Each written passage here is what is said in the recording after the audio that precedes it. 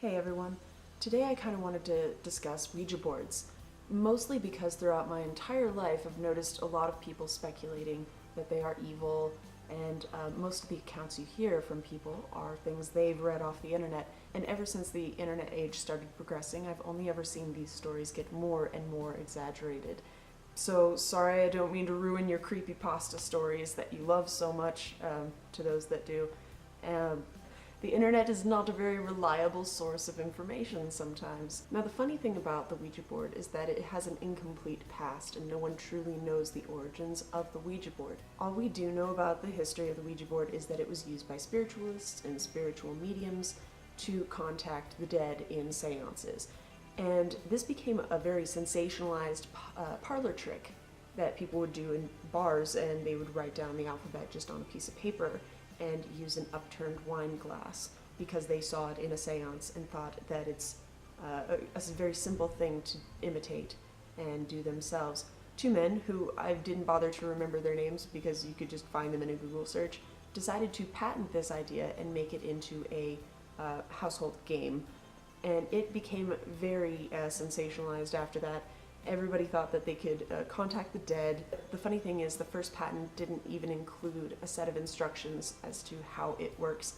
Now, the fact that these two men left out the instructions on how to even use a Ouija board kind of confirms that they didn't know anything about it. Now, it's very easy to understand how spiritualism and ideas for seances and the Ouija board came about in the first place. Our ancestors had to deal with a lot more death than most of us are used to facing, and so we really did want to know what happened to family members who died of war or before they could even grow into adulthood. I had a pair of ancestors who had 7 or 9 kids named Joseph, and I wondered why they were all named the same thing.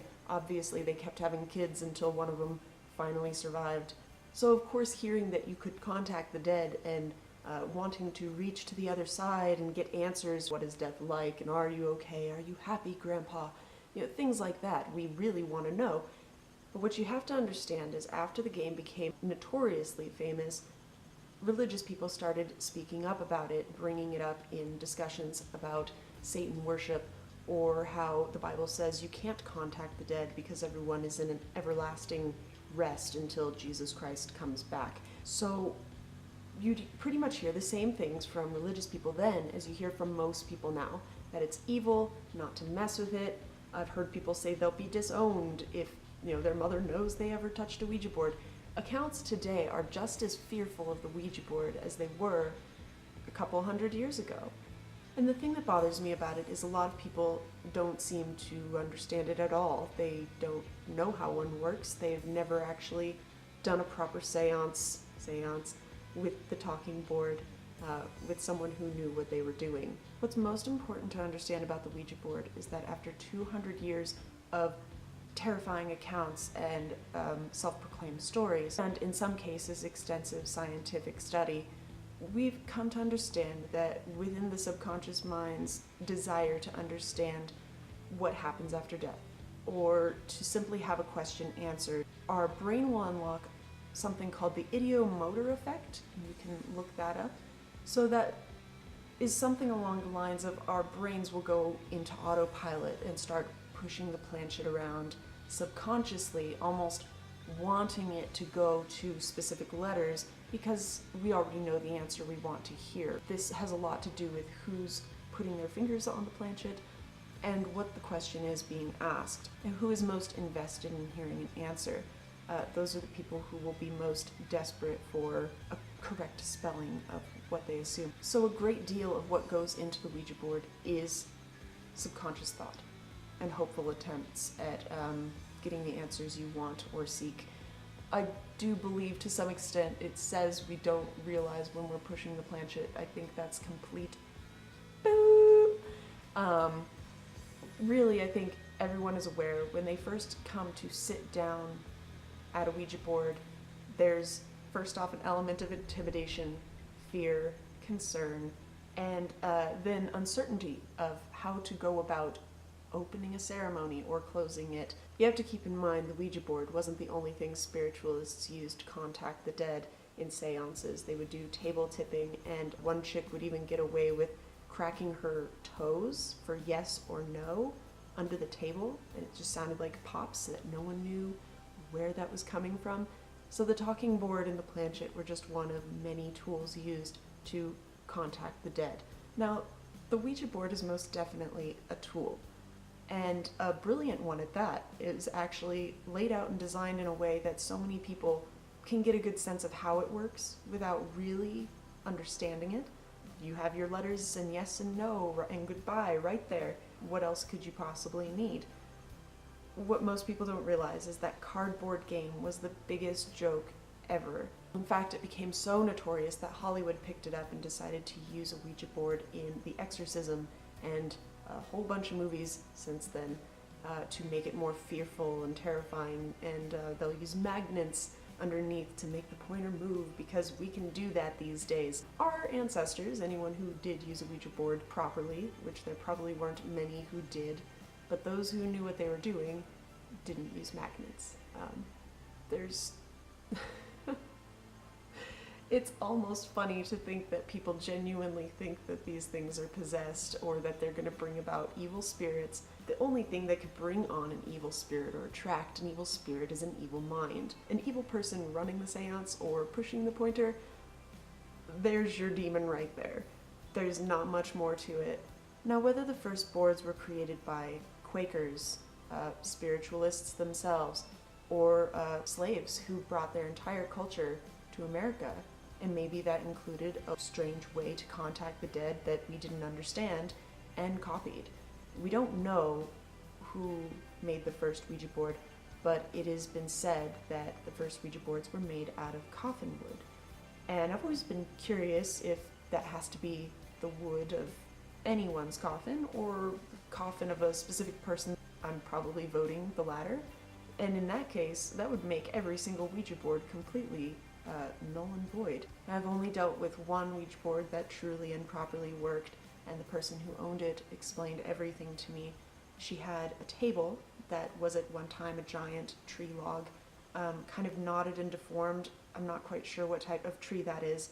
I'll show some pictures of these kinds of tables. Now, she told me that the point is to make the gloss on the very top of the table extremely thick, almost bubbly, and if you'd sat on the side you could see the raised gloss on the top of the table. Now, her planchette was definitely handmade. I don't know if she did it herself or if she bought it or what, but it was the size of a palm, and it was, how do I explain that? It was almost like a UFO. It wasn't flat. It wasn't necessarily a flat brick. It curved out on both sides and was a bit, I'm not explaining this well. Let me just draw it. And this pointer was extremely smooth. It had definitely been hand carved, and it was a deep black wood, so I'm thinking, I don't know, a cherry wood or one of those trees that's just so rare now. I don't want to leave you with just a worded interpretation of what I saw. It was a very special board. Every time I see other Ouija boards, it's like, I want to laugh at them. They're so cheesy. So if you can imagine this, the size of a hand, nice big thing, and very, very thin, but not flat. Neither side would be flat, so as you're pushing it around, it could pivot, if that makes sense. So with this highly glossed table and this smooth planchette and some soapstone, she showed me how you can actually sort of like facilitate your results, and it does require some motor skill. So to make this planchette seem as though it's moving seamlessly on its own, you have to make sure you're not giving away any cues that you yourself are guiding it. She pointed out that the first thing you can see if someone is pushing is their elbows and their shoulders moving forwards. So one of the things she said was to make sure if you are going to move at all, your body is moving with your hands so that it doesn't seem like you're moving, but you have to do it subtly and slowly. And that's where this whole gliding across the table sort of thing comes in handy. And if you put in the proper amount of time, effort, and you know what you're doing with soapstone, you can make it seem as if you're doing nothing. Also, it's very important to note that it is important to be able to see the board even when other people think that your eyes are closed, which would involve first bringing your eyes all the way down to looking at your cheekbones and slowly raising your eyes open, not so much that your eyelashes disconnect from each other, but so that you can see, I can literally see a range of everything on the floor, so if you're sitting at a table, no one else can really tell that you have your eyes open. So long as you keep a very calm and relaxed face, no one can tell that I can actually see right here, which is why I blindfold myself in some of my other videos on my other channel when I'm reciting long bouts of poetry. But it is very possible to have your eyes closed and be able to see exactly where you are pushing your pointer. It's just a really simple trick. It takes a lot of muscle relaxation and awareness of what your face looks like when your eyes are closed, so I would do it with a mirror before assuming people can't see you peeking. So what you have to understand is that spiritualists use these boards as tools to manipulate the gullible into believing that there is a spiritual realm after life, which if there is and isn't, we still can't prove to this day, no matter how many Ouija boards you mess around with in the dark. But more importantly, payment was required. And some of these spiritualists would help people answer questions like, what do I do with my late husband's fortune? Well, maybe you should support the people who just got you in contact with your dead husband and he got to say he loves you one last time. Isn't that nice? Now pay us. It's not much different nowadays. I even remember an episode of Sabrina the Teenage Witch, I do believe, where she's pushing around a pointer on a Ouija board looking for answers, and one of her aunts sits down with her and she's worrying about her boyfriend or something, and the aunt, she puts her finger on the pointer, they push it around. Sabrina's eyes are closed. The aunt is looking right at her and pushes it towards yes, and she's like, oh my gosh, yes, I should go talk to so-and-so, and runs off all excited. Obviously her aunt knew that she needed an answer from the spirit realm to be sure of herself, and that no one else could just tell her what she wanted to hear. She had to hear it from the spirits. I feel like that scene sometimes epitomizes what people go through with Ouija boards. Now, there's no real danger in Ouija boards unless you're gonna go scare the crap out of your little brother by, is the boogeyman gonna get me if I don't clean up my room? Yes. And just push the pointer right towards there. It always works with the gullible, and they will go clean their room. The universe has spoken. I mean, you guys know what's best. You're not going to manipulate someone in a negative way, and you're not going to scare someone with a Ouija board unless you know it's going to scare them into understanding a real hard truth. And if someone really does believe in this stuff and they want to contact a family member and they ask you to help, instruct them not to push the pointer at all, and, leave it on your own skills to make them believe that it truly isn't coming from you. And if they want to know that their loved ones still love them, let them know that. Let them know, of course, I've moved on, and, I'm at peace. If someone's trying to contact, evil spirits, just push it towards no. There are no spirits here. Or spell out fairies, and they'll think that fairies are messing with them. There's so many possibilities to getting the mind to believe something it needs to feel is true without really killing the magic for someone. That takes a very skillful hand and a very intuitive mind to see the person in front of you and know what they need, which is why I'd make a rule that if someone in particular needs this seance for any particular reason, to not have all hands on deck. I would say anyone who's not directly involved in the question needs to take their hands off the pointer, because you don't need any extra ideomotor presence from other people who might make the answers impossible to get out. So truthfully, the only true evil to a Ouija board is the person pushing the pointer, and it can be used for good. It is mostly just used for manipulation in general. Whether that manipulation is good or bad is up to the user. And it seems that most people want to believe in some sort of negative entity being the only thing that can control a Ouija board, and they're wrong. Anyone who knows what they're doing can manipulate circumstances. We witches don't wait for karma. All I can say is be responsible and knowledgeable and intuitive about these things. I really wouldn't want to scare someone into thinking something is wrong with their life, or that their house is haunted. This never brings about any benefit nowadays because sensationalized newspapers and ghostly hauntings are, a thing of the past. We're already pretty aware that science has never definitively proven anything, beyond this realm.